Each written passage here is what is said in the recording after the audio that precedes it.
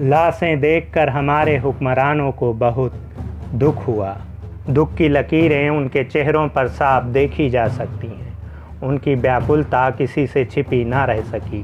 उनकी आँखों में करुणा के बादल तैरने लगे और उनकी आँखों से आंसुओं की गंगा जमुना खुद ही बह चली। मैं गलत था। मुझे लगता था कि हमारे हुक्मरान केवल चुनाव के वक्त ही गरीबों के दुख से दुखी होते हैं।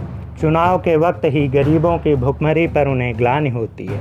चुनाव के वक्त ही गरीबों के बच्चों की दुर्दशा पर उन्हें क्षोभ होता है और बिना इलाज के पड़े अपने ज़िंदगी के दिन गिन रहे गरीबों के माँ बाप को देखकर उनका हृदय फट जाता है। लेकिन ऐसा नहीं था।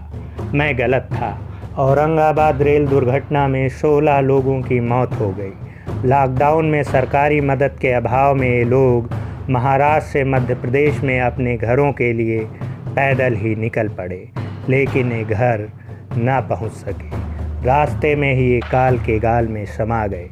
लेकिन ऐसा नहीं है कि हमारे हुक्मरान दुखी नहीं हुए। 16 लाशों को देखकर हमारे हुक्मरानों का हृदय विदारित हो गया। वो एक स्वर में चीख उठे कि इनकी हर संभव मदद की जाएगी। प्रशासन मुस्तैद हो गया। पुलिस घटना स्थल पर सुरक्षा के लिए पहुंच गई।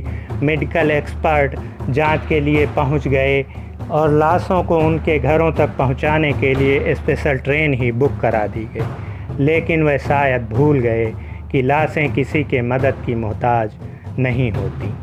उनकी रोटियां रेलवे ट्रैक पर ही बिखरी पड़ी रह गईं, जिन्हें शायद उन्होंने इस उम्मीद में अपने पास बांध रखा था कि इससे अगले दिन वे अपने पेट की आग बुझाएंगे। इसी रोटी के चक्कर में वे अपने माँ बाप, भाई बहन, बीवी, बच्चों को घर में छोड़कर गए थे और उनके घर वालों के हिस्से में था तो बस इंतज़ार, जो कभी ना कभी पूरा हो जाता था। लेकिन अब यह इंतज़ार इतना लंबा हो गया है कि इसका पूरा होना असंभव है। उन्हें जिस ट्रेन से कभी उम्मीद रहती थी कि वह उन्हें उनके गंतव्य तक पहुंचाएगी, उसी ट्रेन ने उनकी जान ले ली। लेकिन अभी भी हमारे हुक्मरानों के पास उम्मीद है। उम्मीद है इन लाशों की दुर्दशा पर दुख व्यक्त कर अपना जनाधार बढ़ाने की।